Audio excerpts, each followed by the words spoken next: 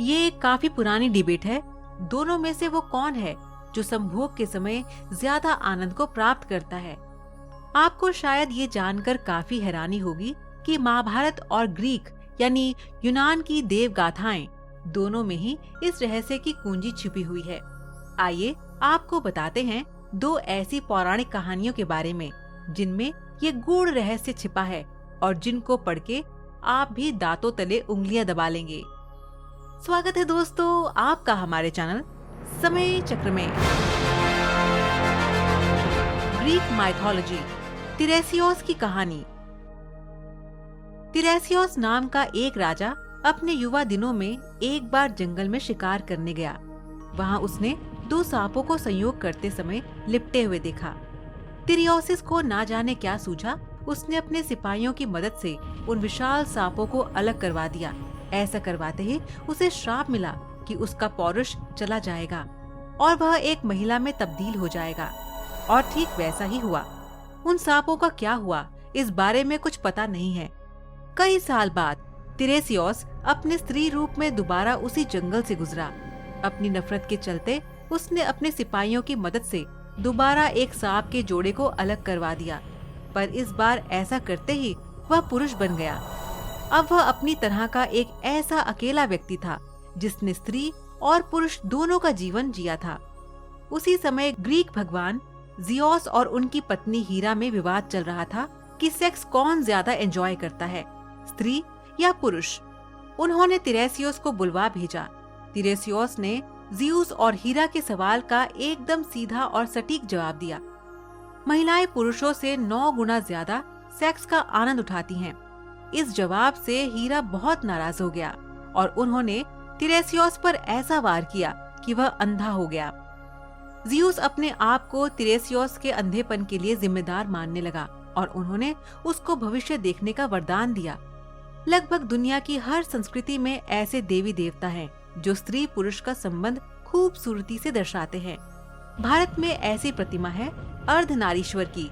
अर्धनारीश्वर का अर्थ ये हुआ कि आपका ही आधा व्यक्तित्व आपकी पत्नी और आपका ही आधा व्यक्तित्व आपका पति हो जाता है। आपकी ही आधी ऊर्जा स्त्रैण और आधी पुरुष हो जाती है। तब इन दोनों के बीच जो रस और लीनता पैदा होती है, उस शक्ति का कहीं कोई विसर्जन नहीं होता। महाभारत में भी वर्णन है काम रस का। एक बार युधिष्ठिर अपने पितामह भीष्म के पास गए और बोले, हे तातश्री, क्या आप मेरी एक दुविधा सुलझाएंगे?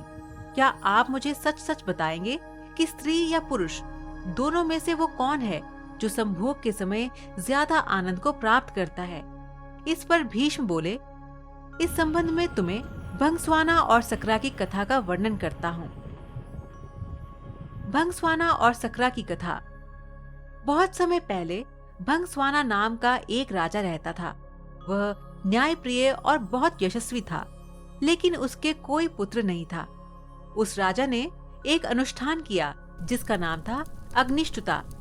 क्योंकि उस हवन में केवल अग्नि भगवान का आदर हुआ था, इसीलिए देवराज इंद्र काफी क्रोधित हो गए।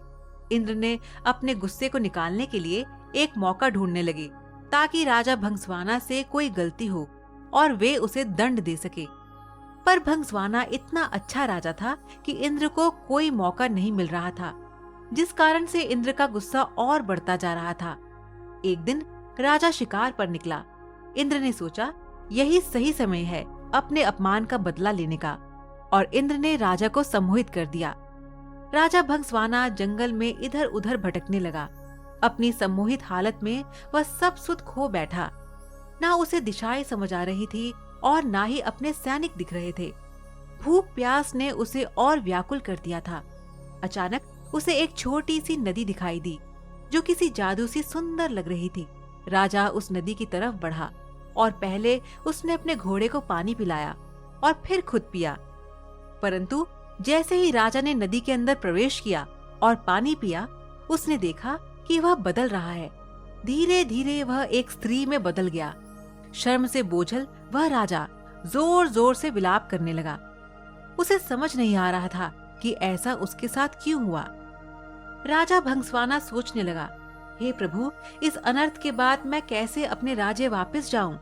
मेरे अग्निष्ठता अनुष्ठान से मेरे 100 पुत्र हुए हैं, उन्हें मैं अब कैसे मिलूंगा? क्या कहूंगा? मेरी रानी, महारानी जो मेरी प्रतीक्षा कर रही है, उनसे कैसे मिलूंगा? मेरे पौरुष के साथ साथ मेरा राजपाट सब चला जाएगा। मेरी प्रजा का क्या होगा? इस तरह से विलाप करता राजा अपने राज्य वापस लौटा। स्त्री के रूप में जब राजा वापस पहुंचा तो उसे देखकर सभी लोग अचंभित रह गए। राजा ने सभा बुलाई और अपनी रानियों, पुत्रों और मंत्रियों से कहा कि अब मैं राजपाट संभालने के लायक नहीं रहा हूँ। तुम सभी लोग सुख से यहाँ रहो और मैं जंगल में जाकर अपना बाकी का जीवन व्यतीत करूंगा। ऐसा कहकर वह राजा जंगल की तरफ प्रस्थान कर गया। वहां जाकर वह स्त्री रूप में एक तपस्वी के आश्रम में रहने लगी, जिनसे उसने कई पुत्रों को जन्म दिया। कुछ समय पश्चात अपने उन पुत्रों को वह अपने पुराने राज्य ले गई और अपने पुराने बच्चों से बोली, तुम मेरे पुत्र हो जब मैं एक पुरुष था, ये मेरे पुत्र है जब मैं एक स्त्री हूँ। तुम सब मेरे राज्यों को मिलकर भाइयों की तरह संभालो। और फिर सभी भाई मिलकर रहने लगे। इंद्र का प्रकोप। सबको सुख से जीवन व्यतीत करता देख देवराज इंद्र और ज्यादा क्रोधित हो गए और उनमें बदले की भावना फिर से जागने लगी। इंद्र सोचने लगा कि ऐसा लगता है कि राजा को स्त्री में बदलकर मैंने उसके साथ बुरे की जगह अच्छा कर दिया है। ऐसा कहकर इंद्र ने एक ब्राह्मण का रूप धारा और पहुंच गया राजा भंसवाना के राज्य में। वहां जाकर उसने सभी राजकुमारों के कान भरने शुरू कर दिए। इंद्र के भड़काने की वजह से सभी भाई आपस में लड़ पड़े और एक दूसरे को मार डाला। जैसे ही भंसवाना को इस बात का पता चला, वह शोकाकुल हो गया। ब्राह्मण के रूप में इंद्र राजा के पास पहुंचा और पूछा कि वह क्यों रो रही है। भंसवाना ने रोते रोते पूरी घटना इंद्र को बताई तो इंद्र ने अपना असली रूप दिखाकर राजा को उसकी गलती के बारे में बताया। इंद्र ने कहा, क्योंकि तुमने सिर्फ अग्नि को पूजा और मेरा अनादर किया, इसीलिए मैंने तुम्हारे साथ ये खेल रचा। ये सुनते ही भंसवाना इंद्र के पैरों में गिर गया और अपने अनजाने में किया अपराध के लिए क्षमा मांगी। राजा की ऐसी दयनीय दशा देखकर इंद्र को दया आ गई।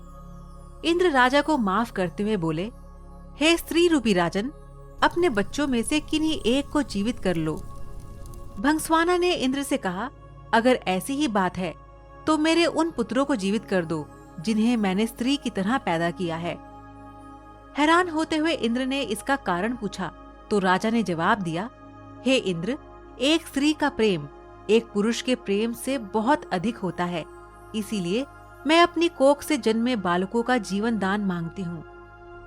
भीष्म ने इस कथा को आगे बढ़ाते हुए युधिष्ठिर को कहा कि इंद्र ये सब सुनकर प्रसन्न हो गए और उन्होंने राजा के सभी पुत्रों को जीवित कर दिया।